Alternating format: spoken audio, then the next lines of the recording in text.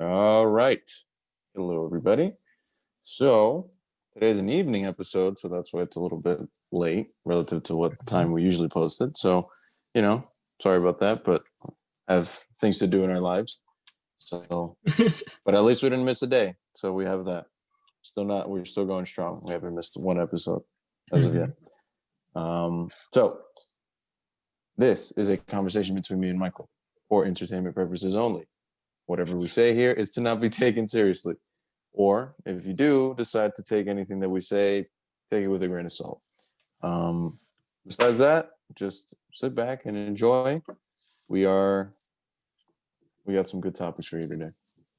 Absolutely. Welcome back, everybody. This is your host, Mike. We back at this again with some cool topics for the day. For the evening of the night, whatever it is. So, on the personal development, we have the value of a gift. It just came up with the topic because I just came back from Christmas shopping, and yeah, why not? Let's talk about that. Mhm. Fitness, KB training, kettlebell, right? Yeah. Kettlebells training. And then on the finance, we have having a budget for Christmas. Same thing once again. This was because I came back from Christmas shopping.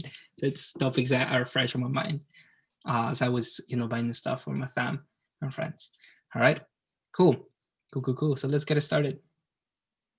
All What do you right. So think? let's start off with the value of a gift. Hmm.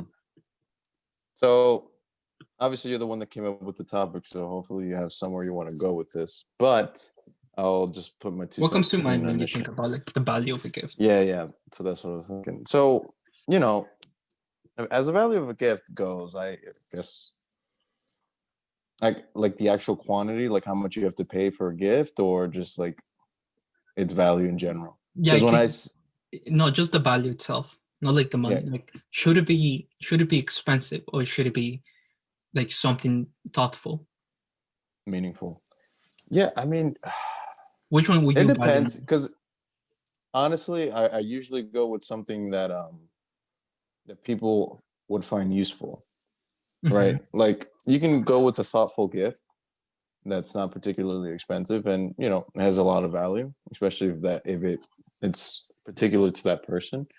But usually I find that if you can give somebody something that's a little bit more practical and a little bit more useful in their day-to-day lives, I always Mhm. find that to be a better option. Something that I usually stray away from when it comes to giving gifts is giving clothes, because when it comes Yeah, to that's clothes, that one. that's usually Or an issue for shoes. most people, right? Mhm. So you can either buy something. Usually with the clothes, you buy something that has good value to it in terms of its monetary standing, but it ends up either being too big or too small, and it's always a problem. So usually when it comes to gifts, I usually go with something that's more of an accessory, so, like a watch, Right. um, Perfume. or yeah, perfume or cologne, something like that. Bags, right? Girls love their purses, but never usually anything that like you would physically have to wear, or rather, you have to have a certain like body type or size for, because Mhm. that usually becomes a problem. Yeah, I would say the problem with clothes as a gift is that you don't know the style of the person that you getting for. You might Mm-hmm. think you know of it because you see it, but you necessarily don't know how they like to dress and how they in which type of clothes they feel more comfortable with. Like personally, I do have my brand where, like, depending on what I'm looking for, they make like the quality of the material or like the conformity or how it looks on me. It's better than another brand. You know what I Mm-hmm. mean? So their preference on that aspect. So I think going with clothes is going to be a difficult um, task, and also Yeah. it's going to be a headache for yourself as well. Why put Mm-hmm. yourself through that arduous job? You know. Now, the value of the gift, in my opinion, it should be a mix of both thoughtfulness and also usefulness. So something that you thought about is the specific person. For example, just for an example, for my dad, he likes to go to work out a lot. Like he's more fit than I am, but so I bought him like a gift card of GMC because I don't know the protein that he wants to get, but I want him to get the protein, right? Because I in the kitchen I noticed that he's going low on that aspect. So I was like, hey, let me just get him a gift gift card with Card. good value, like that's gonna uh, suffice him to get the protein and maybe a little extra stuff once he goes to the store. So now it's thoughtful, it's useful, and he likes that. So it's very personalized to him, right?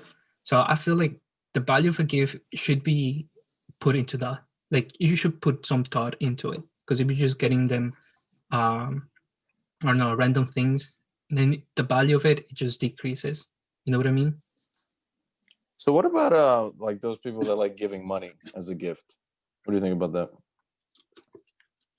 There's one thing that I don't like about that. They can spend the money wrongly. How so? I mean, like the gift is supposed to be the money, right? Well, no. I think there is a problem with that as well, but it's something that's good. Maybe. Oh, okay. So if it's the case that that person like maybe is going through some rough times, and they actually need the money like in cash rather than an actual thing, maybe yeah, that is a good thing. But if the person is like stable and stuff like that, and you just give them money, maybe the thing is that usually if you give money to like parents or to the old people, they're gonna waste it or spend it on their children or like in the household. Right. You know what I mean? So it's not gonna be necessarily for them, but it's gonna be shared. But then again, you can argue that sharing the money is what makes them happy. Then So but maybe I would say for people or for like somebody that's younger than you can probably give them money because that's always useful when you're young. true, yeah, But absolutely. the older that you get, the more you want something that's a little bit more sentimental, that's more Mm-hmm. sentimental value, more of a physical thing as opposed to just being money. I mean, money is obviously a physical thing, but you can Right, only do, or you can do a lot with money actually. But in the sense of it having a lot of sentimental value, there's not really a lot there when it comes to money correct. on its own. Mm-hmm. Definitely. So I think the value. It's not the price tag that it comes with it, but it should be some thoughtfulness and some usability on it as well, and it should be Right. personalized depending on who you're getting it for. Like for example, you Mm-hmm. cannot like usually I made this mistake. Used to make these mistakes is by my mom, like things for the kitchen, but then everybody's gonna be using it. You Yeah, know what I mean? but it's It, useful though. It it is is useful, but it's not necessarily for her. right. It's for the kitchen. It's for the house. It's It's for everybody everybody. basically. Yeah. Okay. So thinking about that, I was thinking about that as I was buying the stuff today for my family, and it didn't take me that long, to be honest. I kind of just personalized it. I thought what they need and what they might need and they don't know about.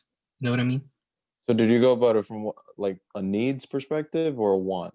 Like you heard them that before saying like they want like to have this thing at some point, or I you're just think like it's no, I more like it's more like need. both. Okay. Like they don't necessarily need it.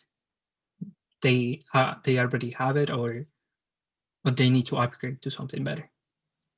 Gotcha. So maybe it's a want. Maybe it's want. I think for this time I would go with want. Even I spoiled myself with fishing pole. Oh yeah, I saw that. Yeah, boy. Nice. Your boy is gonna go out fishing. I love fishing. It's so relaxing, so peaceful. Mm. And you learn to be patient. Something that the markets teach you and life teaches as well. To be patient. Mm-hmm. That's what it is. With everything, you got to be patient. Otherwise, it doesn't happen. Mm-hmm. But yeah, I think that covers the topic. Any input? That's Like, short how and was your sweet. Christmas No, shopping? how's my Christmas shopping? Usually, it's pretty quick. I don't really go out. Just buy it off of Amazon. That's about it. I knew it. I'm not No, really that's gonna cool. go out and not necessarily waste time, but like I could be more efficient with my time when it comes to shopping with online Yeah, shopping. yeah. I wouldn't say it's a waste time. I do like experience. I do like the experience, even though my experience is very short. Like comparing to like other people who goes like the entire day. For me, I bought everything that I needed in like within 2 or 3 hours. That's it for like You know what for a it is regular. for me? I had such a bad experience as a child, or I wouldn't even say bad, but my experiences with shopping as a child, especially Mhm. with my mom or my sister, they would take so long, and Oh I yeah. would have to wait for them, right? Hmm. And even if I did whatever shopping I wanted to do, or maybe there's an arcade I could go to in the mall, play some games for a little while. That only lasted so long because even when I was done after playing the games, it would still be shopping for another hour or so. Mm.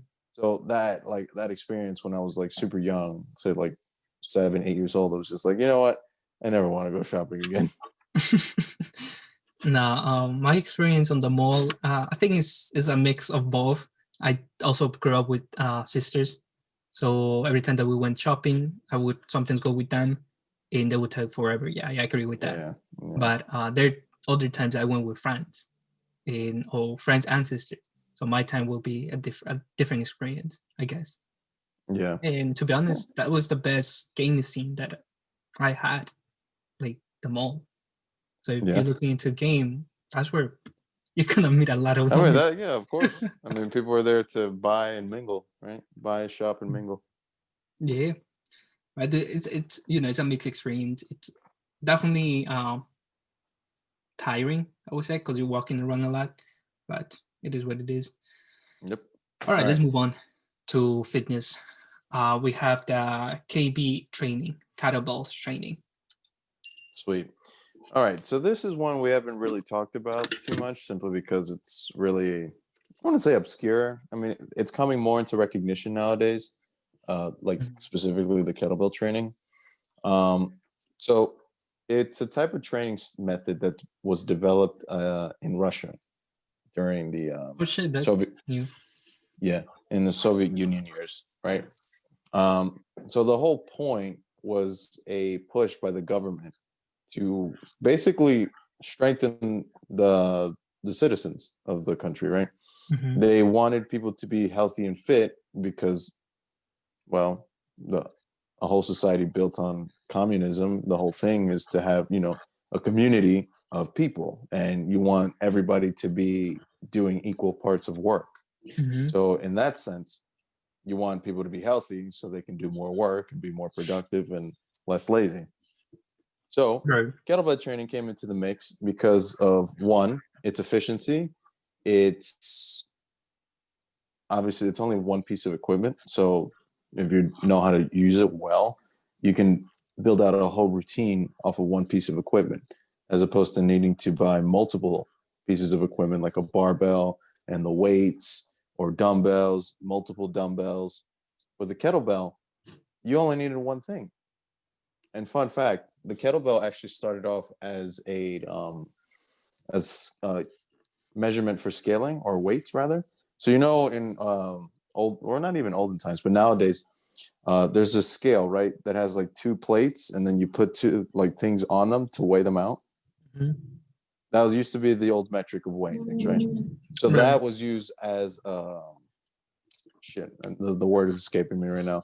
A Scale. counterbalance. Oh, Counterbalance. okay. The kettlebells before used to be used as a counterbalance, as a way of measuring things, and then there became some sort of efficiency, or rather, people started noticing that it actually was useful for other things, and then that Mm. transitioned into the training at some point. But yeah, so when it comes to kettlebell training, there's a lot of things that you can do: strength training, power training, endurance, cardio. Um, Honestly, for me, I like kettlebell training a lot, simply because of its efficiency and the fact that I can do so many things. Mm-hmm. And honestly, my focus as I keep getting older is to be more functional, as opposed to, being really big or being really strong. I just like to be able to maneuver and use my body in whatever capacity that I would like to use it. And I feel so really stiff or tight or like achy with anything that I do. Because one of the Okay. things when it comes to like, good weight training is that you have to do a lot of work when it comes to flexibility and mobility, because your body starts getting really stiff. All you're performing are really, you know, stiff movements. You have to be really tight and really stiff. And your body gets used to doing that often. So whenever you need to relax, it's really hard to do that, because you're really just doing the same repetitious movements of being really tight and stiff. So with kettlebell training, you can flip that on its head in such a way where you can do that, right? You can load up on the weights. You can get two heavy kettlebells and do the same weight or the same work you would do with a barbell with heavy weight. Or you can use something lighter and do more kind of skill based movements. So one of the things are like kettlebell swings. So that's like a moving deadlift, encompassing like a lot of power, a lot of strength, and a good amount of endurance. Like you do kettlebell swings for like 10 minutes for sets, you're done. Like that's the equivalent of you running for like an hour. You get that time done in 10 minutes, right? So you have 15 minutes left over. Um, I mean, you've had a little bit of experience with kettlebell training, obviously not to the same degree because I became certified in kettlebell training. But Right. what do you think about it? Well, I think there's definitely some benefits to it. It is a different type of exercise comparing to weightlifting or just cardio. It's kind of, I feel like it's kind of a mix of both of them. It's kind of like the perfect combination of heavy weighting or like lifting weights Mm-hmm. and doing some hit cardio exercise, because fast movement, but at the same time you're lifting heavy weight. Because I remember that swing kettlebell that you mentioned, the Kettlebell swing. kettlebell swings, yeah. You pretty much you're combining squats, you're combining arms, and you're combining movement in just one exercise, which is kind of crazy. Mm-hmm. So definitely, I haven't, like Randy said, I haven't got into it like a lot, but I said it's really good. Like you can feel the burn after that You've seen couple like you've minutes. seen those YouTube videos, right? Or I've sent you Mm-hmm. YouTube videos of people doing crazy shit with kettlebells. Oh Like yeah. there is Oh, no there. limit in terms of the way you can train with it. Like again, it's so functional, and because it's only one piece of equipment, you can literally do almost any exercise that you can possibly imagine. Mm-hmm. The only limit is basically your imagination. Yeah, and I feel like you use the momentum of your body and the movement to help you with the weight. And it's not just your muscles doing all the job, but you're using also physics to work out, which is Yeah. cool. No, but definitely, I would recommend you guys looking into it, especially if you don't have too much time. I actually have planned to get some weights on my to train on myself here in the room, Mm-hmm. because I realize my gym don't have kettlebells. But you mentioned it doesn't have. Yeah. A But lot. Well, again, it's a movement that's been picking up lately. mhm. But yeah, super efficient, super functional. And it's only one piece of equipment, so you really only need to buy maybe 2 or 3 kettlebells, different sizes. One Mhm. that's light, one that's medium weight, one that's heavy weight. That's it. That's your training set. Yeah. Oh, definitely. It's very convenient, very recommendable. I would say if you cannot afford to go to the gym or don't want to go to the gym because the pandemic and stuff like that for more than an hour. Something simple, Mm-hmm. something short that you can do it in your own house, Yep. and yeah, you don't need too much. Well, depending on the movement that you're doing, I feel like you should be cautious with the type of movement or exercise that you choose to do, because to prevent injuries and to prevent dislocating. And Because space. Obviously, you need a little bit more space than yeah, room is space as well. because the movements usually require spacing. But yeah, that's pretty much it. Just if you're interested in it, you definitely look up video tutorials on YouTube or search stuff on Instagram. You'll find a Mm-hmm. lot of cool stuff that people like doing with kettlebells. And yeah, that's pretty much it. Sweet. All right, then let's jump into the last topic of the day, which is finance. Having a budget for Christmas. What do you think? Do you have a budget for Christmas or you don't? Yeah. Well, I mean, obviously, we're still college students, so it's not like we just have money to blow. Mm-hmm. Hopefully soon enough, but not yet. Um, so until we get to that point, usually I do have a little bit of a budget when it comes to buying stuff for Christmas. Um, as I've gotten older, the budget has increased. Usually I try to keep it the same in terms of pricing for every gift that I get for somebody. Right. As of right now, it usually doesn't range anything more than 50 to $100, just Mm-hmm. because that's what my price range is. Right. But that's really just due to the fact that I'm limited with the things that I could buy. Obviously, as I scale higher in terms of my finances, I would like to get a little bit more meaningful, obviously more pricier gifts. But in terms of like how to go about budgeting, that's obviously dependent on the person. But usually, I would say, you know, you shouldn't be spending so much money that it makes you have no savings and you literally just can't eat because you've spent all your money on buying stuff for people. Right. It should be thoughtful. Again, going back to the value of a gift, it should be thoughtful. It should be useful, but it should also not break the bank. Definitely. Yeah, I agree. Yeah, for sure. We also have a budget here. Not just me, but also my family. What we do is, so within my family, what we do is we play Secret Santa. So mm, depending on who gets the gift, it's kind of like that Secret Santa. You give that gift to that person. For example, my Secret Santa, of course I will spend like so our limit is like $100, but you can go over it if you want. But usually, what I spend for my Secret Santa, it's between $100 to $200, similar to you. And then for like my other family members or friends and people that like my godson or my compadres. I don't know how compadres is in English, to be honest, but usually it goes from like 50 to 100. So usually, I try to same thing. I try to make it meaningful and thoughtful, but at the same time, some value that it can be useful for them. But I do have a mhm. budget, like that set amount. I don't go above $100 for per person, like 50 to 100 for any other one, and then 100 to 200 for my Secret Santa. That's pretty much it. That's perfect. And to be honest, Plus, that's like, you're not really gonna find anything that's gonna really be out of that budget range, mm-hmm. or like, I mean, unless you're buying something super expensive, right? But most things Right. that are, again, in that in between stage of being useful and you know something that somebody will want is usually within that price range of about 50 to $100. Mm-hmm. And if you want to scale it, you could probably push it to 200. Absolutely. Yeah. The thing is that it's 20.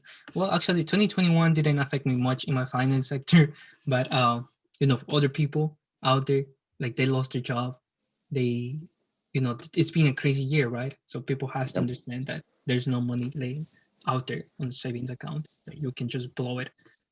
So keeping a budget is definitely helpful in keeping it consistent. So throughout the years, keeping it consistent usually doesn't rise expectations. Maybe one day that you had a really good year, you have some savings, you made tons of money on that year. Maybe you can surprise your family members or you can surprise somebody else. I did that 2 years ago. Actually, no. Yeah, I did 2 years ago. Oh no, actually last year. Last year too. I surprised my family in Ecuador when I flew to Ecuador on Christmas.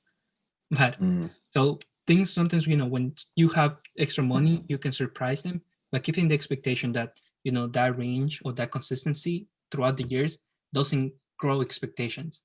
And maybe one year that you surprise them is gonna be like wow type of thing. Yeah. Yeah, So for sure. it's always nice to see. Christmas is definitely a family time. Um, I don't know. I have so many memories from starting from Ecuador since I was a little kid.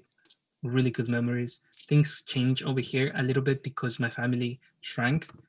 But other than I love spending time with them. So it's definitely a good time to be with your loved ones.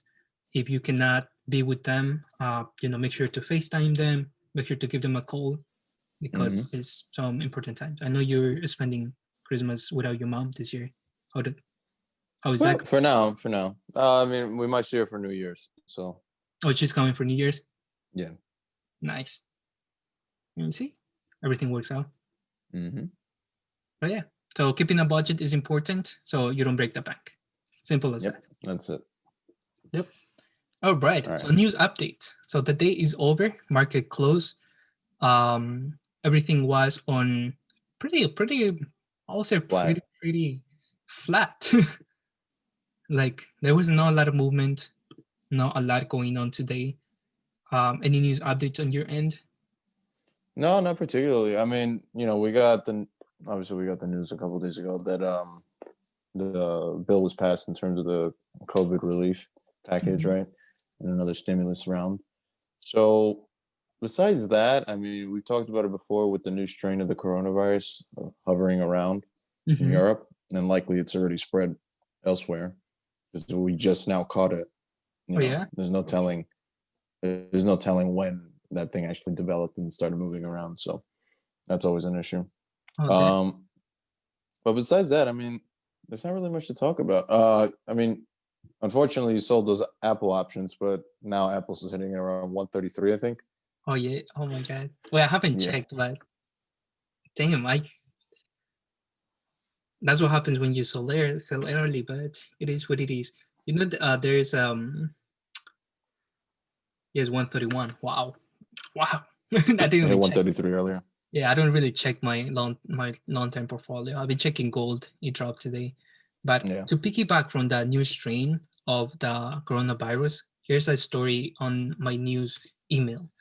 It says, while the stimulus package and two working vaccines have been giving the stocks a pair of much needed floaties, so it's been pushing up, a new coronavirus strain in the UK is threatening to pop the momentum. So I guess that's why the momentum fell today. Hmm. Over the weekend, the UK Prime Minister Boris Johnson said that the new virus of is out of control and could be 70% more infectious. Hmm. Damn, that's actually not good news. No. All right. What are your thoughts on the? Remember, you sent me the picture this morning. What are your thoughts on this on the stimulus package that they passed during the weekend? Yeah. Fair, So I mean, unfair? it's it is what it is. Obviously, we don't really have that kind of control over the whole government in terms of the spending and everything like that. But I mean, if you've seen like if you've seen the breakdown, a Mm-hmm. lot of it is going to foreign aid, which it's a little interesting. Um, and I guess the U.S. is kind of like the global leader, so usually that's what you're going to see. But a lot of that money should definitely be a little bit more directed towards the American economy, and it's not, right? So we're getting It's six almost hundred like bucks, 70% of the stimulus check is no, the stimulus package is going to foreign countries. right? So a lot of that, like, there's something to be said about that. But then that's when we start getting into politics. So Mhm. we want to be careful about that. But I don't. I think there was, a little too much going into foreign aid. But obviously, we don't know the whole situation, right? And we're not the Yeah. only ones being affected by the virus. Obviously, the whole world is. So there is something to be said about helping others outside of the U.S. Right. But And like my when I was watching the video, my train of thought was that we don't know the backstory, we don't know the context of why that money is necessary going towards those countries. Maybe there's a story that we are not being told, or something that is not public, or whether the money is going towards the economy of the country or to the companies of the country, like right. private companies. You know what I mean? So yeah, there is something to be said there that we're not being told Mm-hmm. things that we should be told because there's a lot of money going outside of the U.S. So why is that? Right. And what upsets me the most is that for this bill or for the previous bill, the ones that are going to be paying for the rest of our lives are going to be taxpayers, which is us.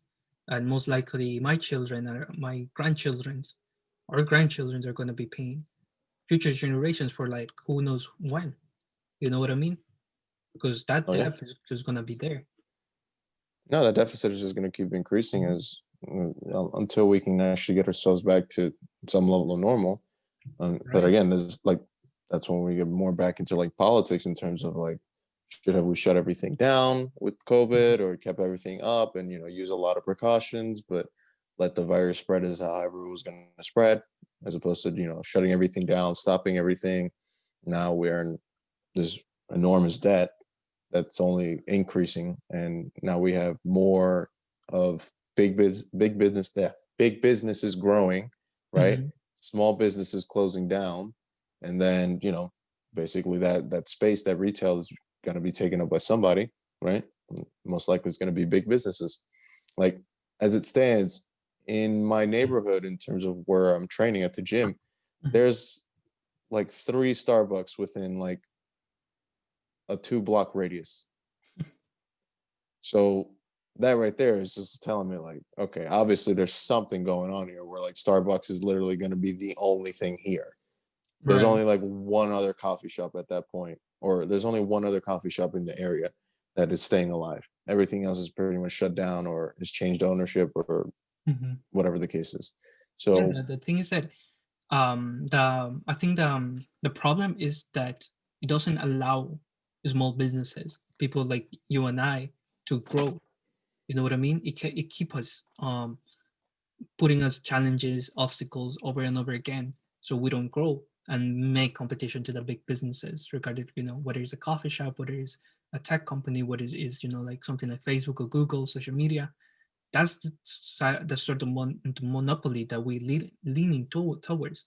Now, people are very comfortable. I feel like us, we're very, very comfortable and very happy because everything is so convenient nowadays. For example, on my MacBook, I buy an iPhone. I have an iPhone, but everything on my iPhone, I can instantly just pass it through my Mac on my computer, or like messaging.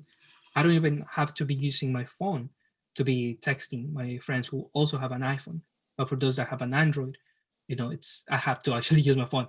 But you see the convenience that it creates and the bubble that it just forces to go into. It just, we don't realize that we're just being controlled by just one single company, or like by few companies. So it is, man. So we can actually make a topic about this, like more about monopolies. But Yeah. just to cut it off, I have one story for you. I don't know if you have heard Peloton acquire Precore. Yeah. Mm-hmm. For how much? It acquired for 420 million. So now Peloton, there's potential in there. I know you've been training Peloton like in the past. Traded back in October, right? And like I was telling you, like the price target was 150, and then after that, like the thing kind of just started settling off little by little until we got down into like it hit lows of 90 and it consolidated around 100. Right. And within the last couple of weeks, it's literally bounced back, and now it's trading at around 160. Yeah, 61. 161. That's amazing. Like we mentioned, sometimes companies that we see have a lot of potential, and we don't be patient about holding it. For example, the options on Apple that I just sold a week ago. It was my deadline or my expiration date was until the end of the year. Right now, I could have double the money that I made. But now I learned my lesson, and I just gotta move forward with that. Yeah, you gotta be patient, and when it comes to locking in profits, always lock in like half, and then see how that goes. You gotta be confident on the companies that you are investing on. During this winter break, I will be spending more time. I'm actually coming up with a cool project. I think it will be helpful for a lot of you who listen to us. You guys can check it out. I'm actually putting like a deep analysis of my portfolio. But nice. Something we can actually work on a portfolio and see how that works out. Oh yeah, absolutely. Yeah. We can talk about that privately. But yeah, it was great talking to y'all. Deuces. I'm out. Peace out. Good episode. We'll see you tomorrow. Peace. Tomorrow.